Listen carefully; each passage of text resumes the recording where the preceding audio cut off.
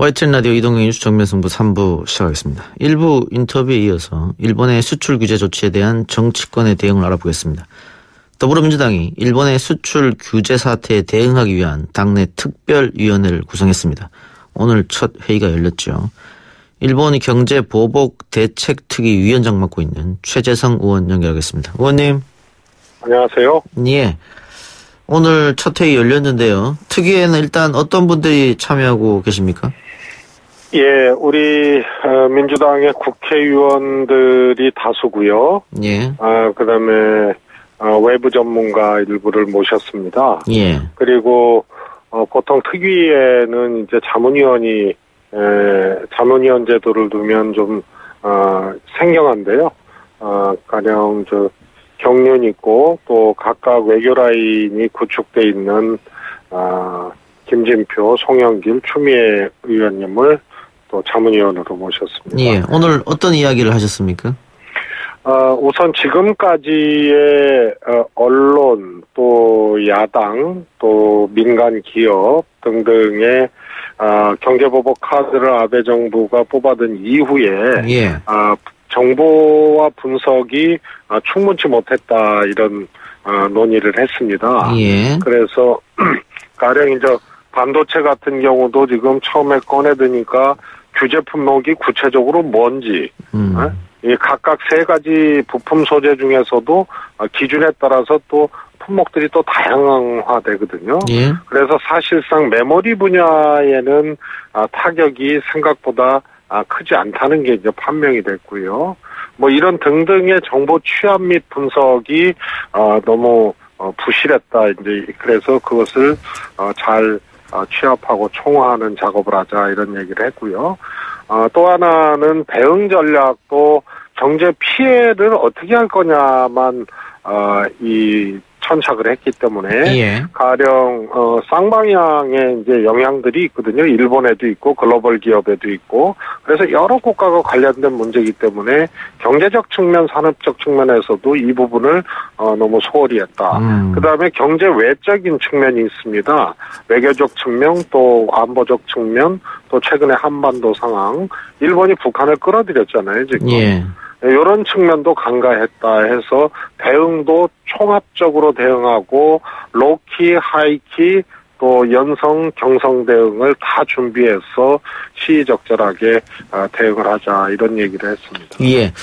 그런데 뭐 일부 전문가들은 이거 외교적 노력 말고는 마땅한 대응책이 있겠느냐 이런 회의론적인 발언도 좀 하는 것 같은데요.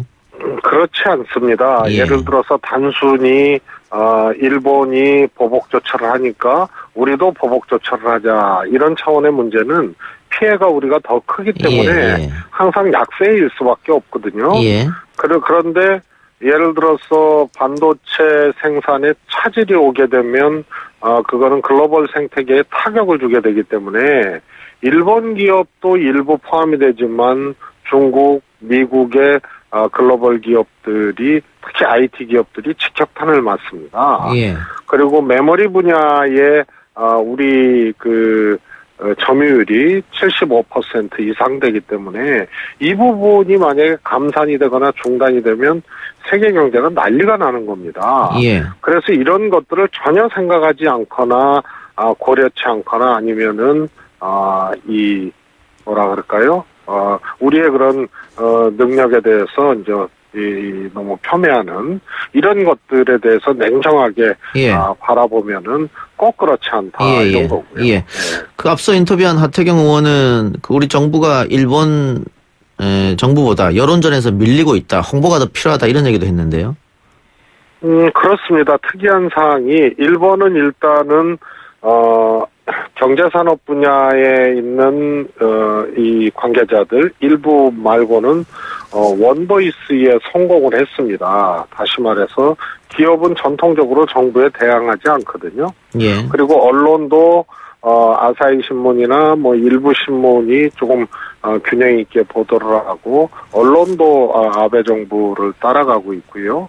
그런데 우리는 이 문제가 터지자마자 문재인 정부 비판하기에 급급했고 언론도 사실 이것이 일본 측의 일본의 입장하고 같이 다뤄가는 언론 기조도 있고요. 그래서 그런 점이 양국의 특색이 좀 다르기 때문에 여론전에서 밀렸다 이런 것도 있고요.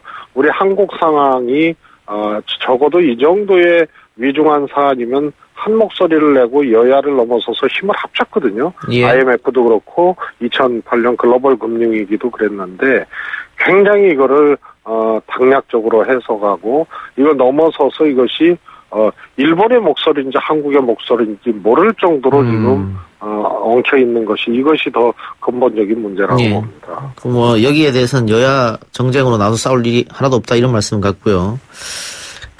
지금 일본이 왜 저러느냐, 다양한 분석이 나옵니다. 가장 많은 의견은 일본 아베 정권이 참의원, 중의원 선거를 앞두고 선거에서 이기려는 하나의 술책이다. 이런 분석이 있고, 또 한국 경제를 망쳐서 한국의 정권 교체를 노린 포석이다. 이런 주장까지 나오고 있는데, 의원님, 또 민주당은 무엇 때문에 일본이 이렇게 한다고 판단하고 계십니까?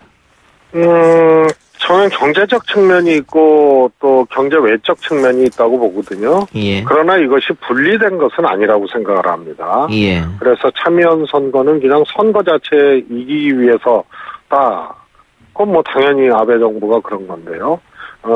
이 참여연 선거에서 이기기 위한 이유가 사실 헌법 개정 문제가 있거든요. 예. 헌법 개정 문제는 이번에 자민당이 압승을 하게 되면 결국은 일본의 재무장화를 위한 헌법적 기반을 마련하는 것이기 때문에 그것이 이제 가치 있는 거고요. 그러면 헌법 개정을 하기 위해서 참여연 선거를 이겨서 헌법 개정을 왜 하려고 하는가? 예. 그런 새로운 동북아 안보 질서에 일본의 어떤 비중들을 아주 막대하게 지금 끌어올리려고 하는 아주 오래된 소위 말해서 정상국가론이죠. 전쟁할 수 있는 국가. 그렇습니다. 예. 교전할 수 있고 전쟁할 수 있는 국가. 예. 그러면은 미국의 동북아 전략이 한미일 동맹으로 중국을 견제하자는 것인데 여기서 무장된 일본의 지위와 역할은 커지게 되는 거죠. 이런 점들이 복합적으로 작용을 했기 때문에 예. 이것을 경제적 측면과 비경제적 측면, 외교안보적 측면까지 같이 봐야 된다 이렇게 봅니다. 아까 북한 얘기도 잠깐 하셨는데 북한을 끌어들이는 이유는 어디 있다고 봅니까? 저는 실수라고 봅니다. 실수했다. 예. 우선 선거용으로 항상 한일의 대척점을 선거 때 아베가 끌어들였거든요. 예. 그런데 북한을 끌어들이면은 더 효과가 있습니다. 그런데 이번에 한국도 끌어들이고 대한민국도 끌어들이고 북한도 끌어들인 거거든요. 그래서 올인을 하는 거죠. 이 측면이 선거용이라는 측면이 하나 있고요. 또 하나는 사실 문재인 정부 들어서서 완전히 바뀌어버린 한반도 평화 프로세스, 과거 정권하고 다른 이 속에서 일본이 패싱이 됐잖아요. 예. 그래서 미국에 아주 강한 불만을 갖고 있습니다. 예. 일본이. 그래서 고점이 하나 있습니다. 어떻게 보면 이것도 미국에 대한 하나의 무언의 항의 이런 것들이 들어가 있는 경제보복이고 북한 끌어들이기고요. 그 다음에 또 하나는 WTO 제소나 국제사회에 자신들의 이런 경제보복 행위가 정당했고 제소 대상이 아니라는 것을 웅변하기 위해서 전략물자가 북한으로 들어갔다라는 것을 끌어들인 겁니다. 그래서 이 세 가지 목적으로 북한을 끌어들였는데 최근에 한반도 상황하고 전혀 맞질 않기 때문에 적어도 미국 입장에서는 굉장히 엇나간 북한 끌어들이기로 볼 수밖에 없습니다. 그리고 그 근거도 매우 박약하고 적어도 전략물자 위험물질이 북한으로 갔다는 일본의 주장이 조선일보에 나온 조원진 의원의 자료 아닙니까? 예. 근데 미국도 같은 방식으로 이 밀수출이나 이런 것을 건수나 이런 걸 공개하고 있는 거거든요. 자신들이 지금 사례만 한두 개 공개하지 안 하고 있는 거거든요. 예. 그래서 재발등 찍기다 이런 것이 이 세 가지 측면에서 다 입증이 되고 있습니다. 예. 우리로서는 외교력을 좀 펴서 미국이 중재하는 한 이것도 좋은 방법 중에 하나인데 일단 어제 폼페이오 국무장관과 강경화 장관이 통화를 했습니다. 보통 이렇게 한국과 일본이 날카롭게 대립하고 있을 때는 미국이 한쪽 일방적으로 전화를 받는다거나 이런 걸 안 한다고 하는데 어쨌든 우리 전화를 받았다는 것은 우리가 그 외교적으로 또 한 발 앞서 나가는 게 아니냐 이런 생각도 드는데 어떻게 보세요? 그렇습니다. 이게 정말 저는 뭐 개인적으로도 그렇고요. 어떻게 보면 조금 우리가 대응하는 방식 이렇게 공론이 분열되고 여야가 분열되고 이게 정말로 이 친일인지 정말 대한민국인지 모를 정도로 지금 발언들이 막 쏟아져 나오고 있거든요. 예. 홍준표 대표의 발언이라든가 황교안 대표의 발언이라든가 예. 상대방이 있고 보복 카드를 먼저 꺼내들인 일본의 역사적 문제, 경제적 문제, 향후 산업적 문제, 동북아 안보 문제까지 다 이게 연결된 다목적 카드를 앞에 놓고 적전 분열을 야기하는 이런 행태들이 보여지고 있거든요. 폼페이오 장관과 강경화 장관이 통화한 것은 적어도 일본의 의도가 뜻대로 되지 않을 가능성을 예고한다는 측면이 하나 있고요. 또 하나는 오늘 보도도 됐습니다만 영변 핵폐기와 핵동결, 핵폐기 플러스 핵동결로 제재 완화의 가능성들을 언급한 그 미국발 기사가 났습니다.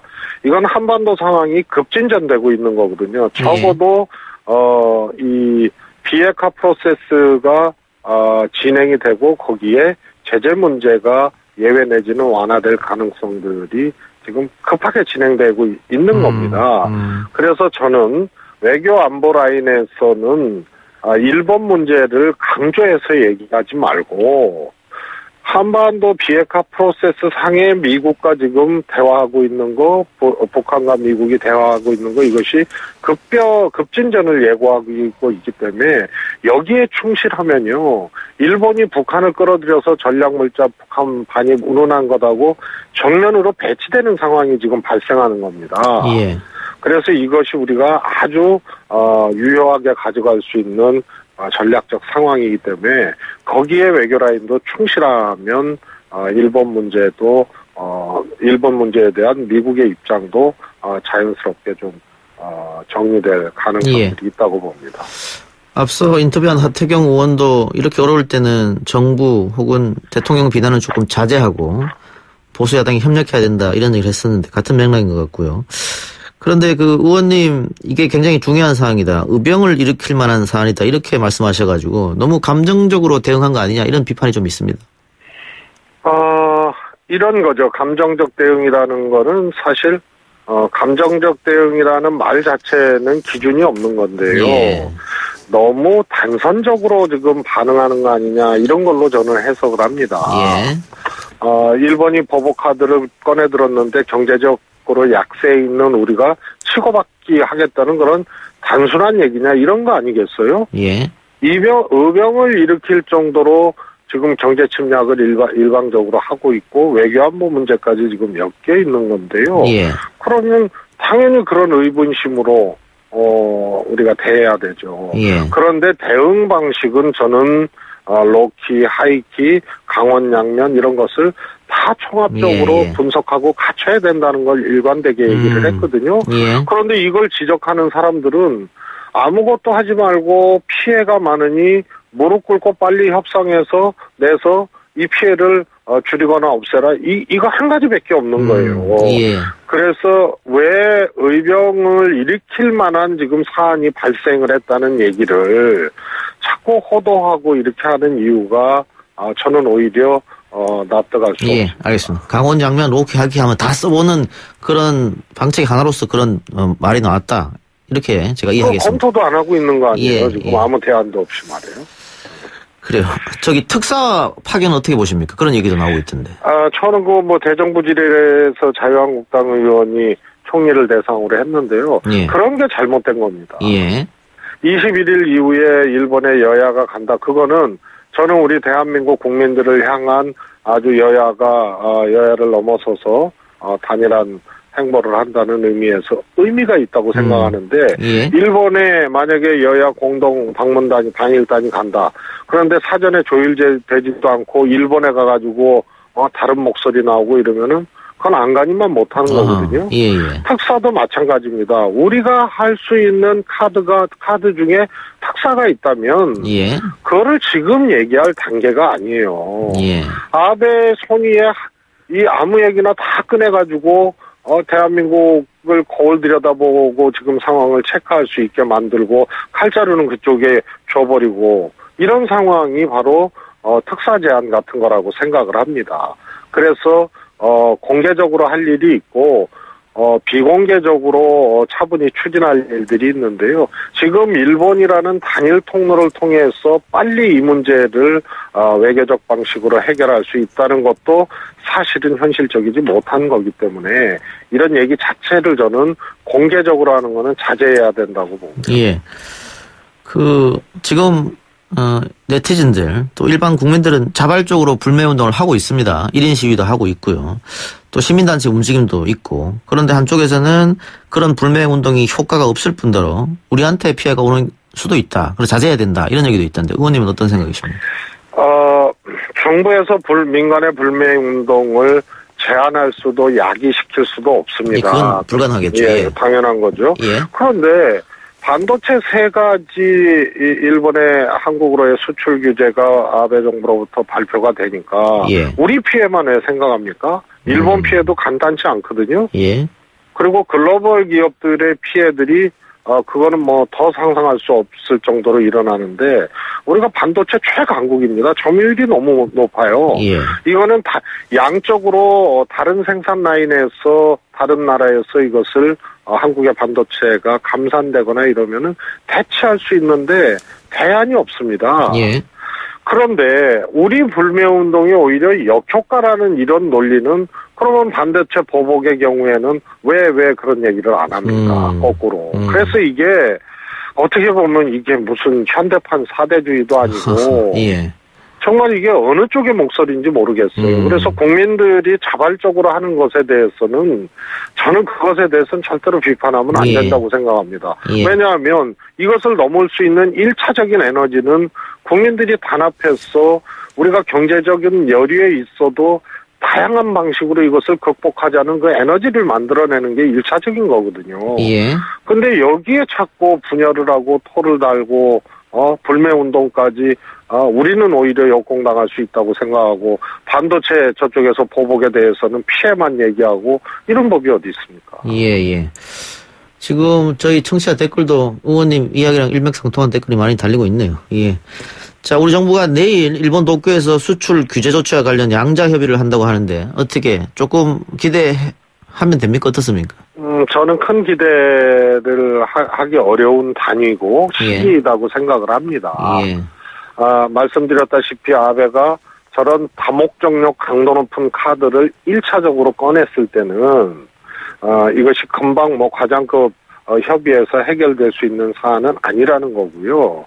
대한민국의 대응과 카드를 보면서 아베도 확전을 할 거냐 시기를 더 장기화시킬 거냐 이런 것들을 판단을 할 겁니다. 그래서 적어도 12일 날 양국 과장급 협의에서는 바로 타결이 되거나 성과를 보기는 저는 어렵다고 생각합니다. 예. 근데 지금 참의원, 중의원 선거 하면 12월 달까지 가는 거고 WTO 제소 결과는 1년 넘어야 나오는 거고 네. 장기적으로 봤을 때는 조금 정말 우리 경제에 미치는 영향이 크지 않겠습니까? 그렇습니다. 일본도 간단치 않습니다. 예, 그리고 특히 우리가 주목하는 것은 지금 글로벌 기업 생태계가 한국의 반도체는 모든 특히 IT 기업들이 절대적인 양을 쓰고 있거든요. 그래서 이 문제에 대해서 일본 책임론이 나올 수밖에 없고요. 이것은 가상의 시나리오가 아니고 실제적으로 발생할 수 있는 겁니다. 예. 그래서 이 반도체는 소재는 일본에 지금 3가지 제재가 있는 거고 한국의 반도체는 일본으로만 향하지 않는 거고요. 중국으로도 향하고 애플로도 향하고 미국으로도 향하는 겁니다. 그래서 이 파장에 한국 반도체가 중심에 있기 때문에 일본발 이 도발 보복이 결국은 글로벌 기업 생태계에 커다란 파장을 갖고 오기 때문에 간단치 않은 겁니다. 한일 양국의 핑퐁으로만 산업적 피해를 단선적으로 계산을 하면 당연히 우리가 더 손해죠. 그러나 글로벌 생태계를 주목해서 보면 한국의 반도체가 오히려 강력한 무기가 될 수 있다는 것을 전혀 지금 간과하고 있는 것이죠. 알겠습니다. 의원님 오늘 말씀 고맙고요. 앞으로 이 문제 좀 해결 위해서 좀 더 발벗고 뛰어주시기 바랍니다. 네, 그러겠습니다. 예, 고맙습니다. 예. 지금까지 더불어민주당 일본경제보복대책특위 최재성 위원장이었습니다.